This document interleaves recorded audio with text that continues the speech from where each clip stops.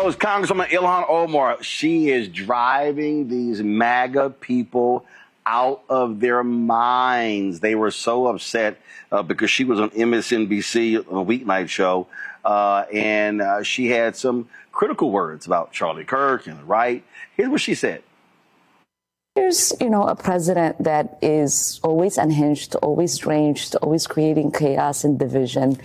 And he seems to have a real obsession with anyone that is an immigrant in this country that is not of European descent. You don't hear him talking about the accent of his wife and, the fact that she came here as an immigrant or any of those things, or the fact that she gets to have an opinion even though nobody elected her into office.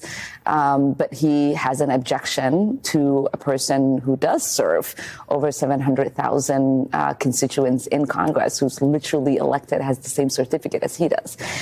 But I think for me is I feel embarrassed for him because in these attacks, what he does, and I think with the likes of Nancy Mace and whoever that Randy guy is, they expose themselves for how stupid they are. And that is embarrassing for us as a country because these are people who are elected to positions of leadership.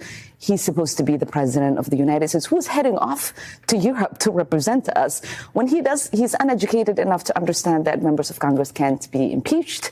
When you have Nancy and Randy saying, we're on it, we're going to impeach her.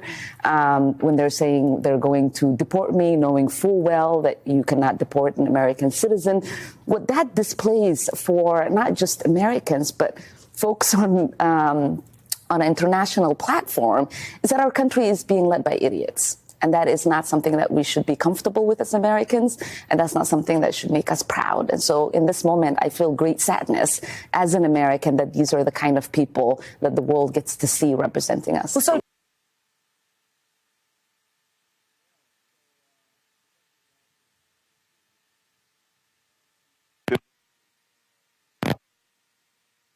Let's see here. Professional golfer Phil Mickelson wasn't happy at all. Y'all, this is what he tweeted. He goes, Ilhan spews hate every time she opens her mouth. She came here fraudulently and will hopefully be sent back to Somalia soon. Phil, she ain't going nowhere. So, I know you conservative white guys, y'all can't handle that. And do y'all notice that these women of color just drive them crazy? They cannot stand Congresswoman Ilhan Omar, who'll be on our show later this week. They can't stand Congresswoman Jasmine Crockett. They love attacking her. They love attacking Congresswoman Ayanna Pressley. They love attacking Congresswoman Alexandria Ocasio-Cortez. They love attacking Congresswoman Rashida Tlaib. And so, I think, I would think, Kelly, these people, they hate women. But they sure can't stand women of color who they can't stand women of color who speak their minds, who's not afraid of them. Well, I wouldn't even say that they hate women. I would say that they hate themselves because most of, if not all of their rhetoric has some type of projection attached to it. It's like you're calling her stupid, but she's very well educated. You know who wasn't very well educated? Charlie Kirk. You're talking about people who have called us moronic, demonic, stupid, pick a word that is negative and evokes vitriol. It's coming from a place that you see in yourself. It has nothing to do with us. It has nothing to do with black women. It has everything to do with the fact that you don't like change. You don't like the fact that you are no longer being centered in a narrative that has nothing to do with you. You are projecting.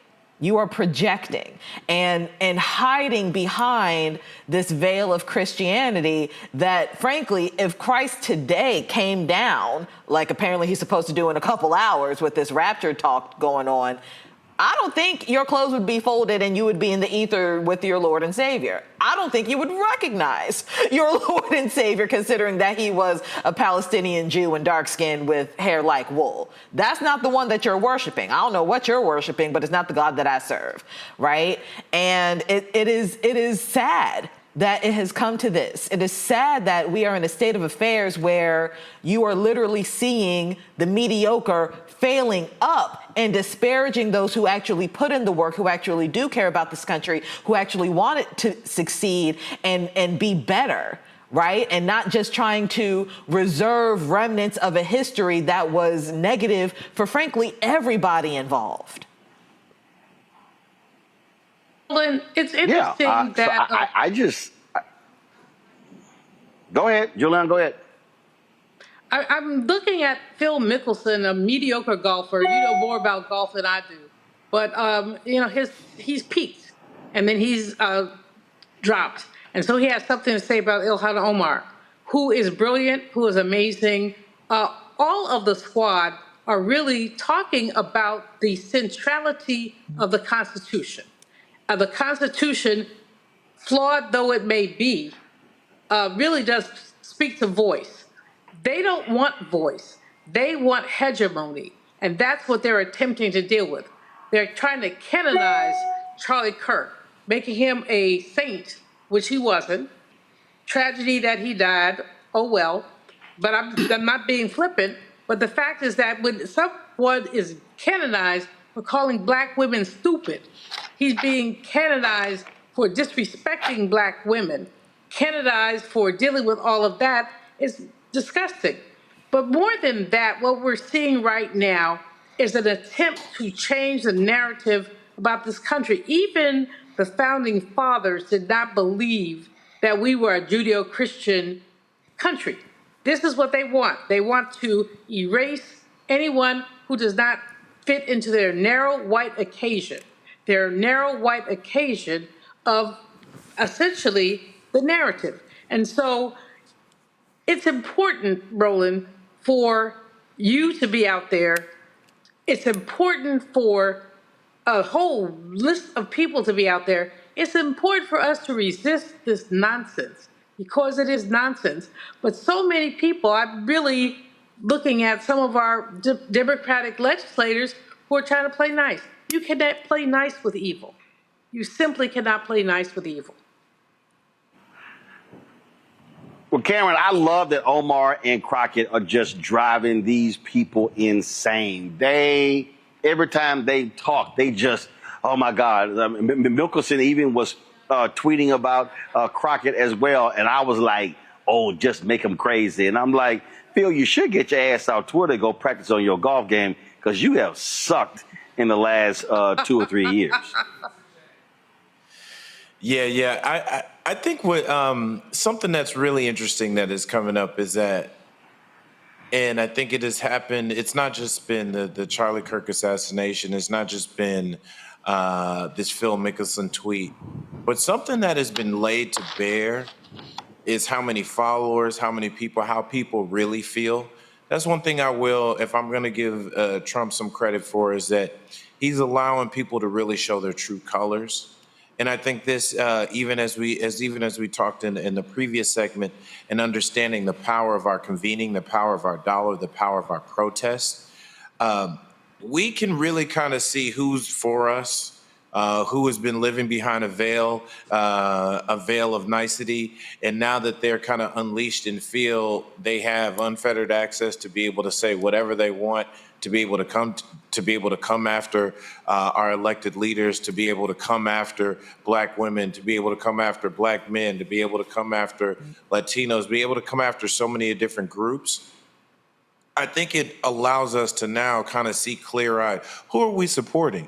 I mean, Phil Mickelson, I mean, like I said, I know we're ragging on where he is in the golf game, but he's, I mean, objectively a golf legend. He's done so much. But now it lets me know, hey, I'm not supporting any Phil Mickelson's golf clubs. I'm not supporting any Phil Mickelson because I'm an avid golfer. I'm not doing, whether it's his golf balls, his shoes, is any of it, that I don't need to put my dollars there. I don't need to, as you say, fund my oppression. I think I'm so proud of Congresswoman Omar. I'm so proud of so many of those the few that are standing up, especially on the Democratic Party, and they continue to be inspiring to so many more people. It actually makes me feel good because, like I said, now we can kind of see people's true colors, and it allows us to know, all right, you know what? When this all subsides, when this all, as we move forward, we know who we're not supporting. We know whose dollars, those 1 trillion of black spending. That's what we need to be taking note of. Like, hit them where it hurts. The thing they seem to only care about is the money. So let's make sure we're not funneling money back into our oppression, back into those people who will gladly see us gone, gladly see us wiped off the earth. Well, the last couple of weeks have certainly shown me who I will be unfollowing and blocking as well on social media. All right. Hello, I'm Isaac Hayes III, founder and CEO of Fanbase, and I'm here with a very important message. We are at a turning point in the black community where we must have equity in the apps we use that scale to billions of dollars. But this time, we own the infrastructure, we own the culture, and we shape the future. And Fanbase is the future. Fanbase combines the free functionality of Instagram, TikTok, and YouTube into an all-in-one platform built for the evolution of social media and monetization. With over 1.4 million users, that's real proof that we are shifting the conversation of tech ownership and equity for creators. So right now, I want you to go to startengine.com/fanbase and invest today. The minimum to invest is $399. That gets you 60 shares of stock in Fanbase at $665 a share. This marks a turning point in black ownership of social media. If we don't take this opportunity to own social media right now, we will always be customers to our own creations. And that can't go on. So once again, go to startengine.com/fanbase and invest today. We must own the platforms where our voices live, our stories matter, and where our culture drives the world. Thank you.